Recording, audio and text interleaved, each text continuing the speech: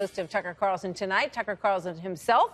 Tucker, good to have you with us tonight. Your observations so far. Hi there.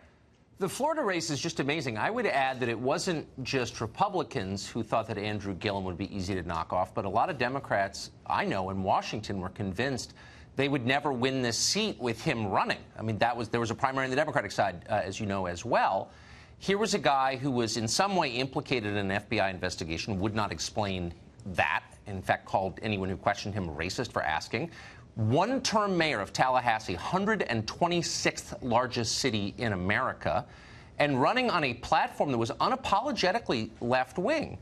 If he wins Florida, of course, it has implications, as you noted, for the presidential race, but it also has much deeper implications for both parties. What does that mean exactly? How did that happen? I agree that DeSantis maybe wasn't the strongest candidate. Perhaps Adam Putnam might have won. But the fact is, if Gillum wins, that raises a lot of questions, and I would say that there are probably two answers, and it's the obvious. It's immigration and the economy. Immigration has changed Florida in a very recognizable way. The California of 30 years ago was solidly Republican, so was Florida. They now have different people living in them, and so they have different electoral results.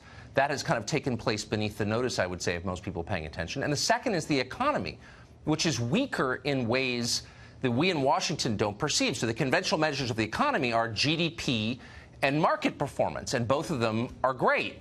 But if you look at other indicators slightly beneath the surface, you see that there are a lot of poor people. For example, the single most common living arrangement for young people right now is with their parents. I don't think there's been a time after the Industrial Revolution when that's been true in this country.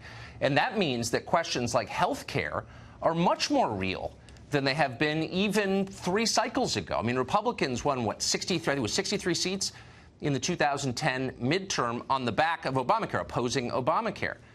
Andrew Gillum, proposing universal health care, in effect, Medicaid for all, which he has, is written off, as most people in Washington, as a pipe dream and ludicrous, and I think as a mathematical question, it is ludicrous. There's no way to pay for that. But it definitely resonates with a state that's poorer than it looks. And so I think as Republicans think about how did this happen, how did someone who is not as impressive as you would imagine a governor of a major state would need to be, Andrew Gillum, how did he win, if indeed he does win? I think it's important to think through what's actually happening here. You know, it had nothing to do with Russia or Stormy Daniels. There's real stuff going on. Yeah, I think you're absolutely right. And he also, I think, has built a grassroots campaign from the beginning. He sort of arrived on the scene. A lot of people didn't know who he was. As you say, he's the mayor of, a relatively smaller city in the United States. But his appeal, I think that's also something that I'm kind of watching in terms of the trend of the evening. Charismatic, appealing candidates appear to be doing, fairly well. I mean, we'll see what happens. Democrats recruited well, in other words. Absolutely. But they didn't. But I would argue in this case they didn't. I mean, I don't think if you had assembled a group of 20 Democratic political consultants in D.C. and said, draw your dream candidate, I don't think it would have been Gillum. I think they would have wanted someone who maybe looked like Gillum and had the manner of Gillum, but I don't think they would want someone with the hard left politics of Gillum. They thought he was going to lose. Again, I'm having talked to them. And so I think maybe the hard left economic issues are a little bit more popular than we want to think they are. I think that's ominous.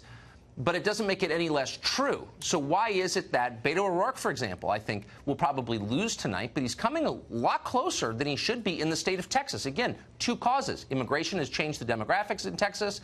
And 2, some of this populist economic stuff is more popular, again, than we want to think it is.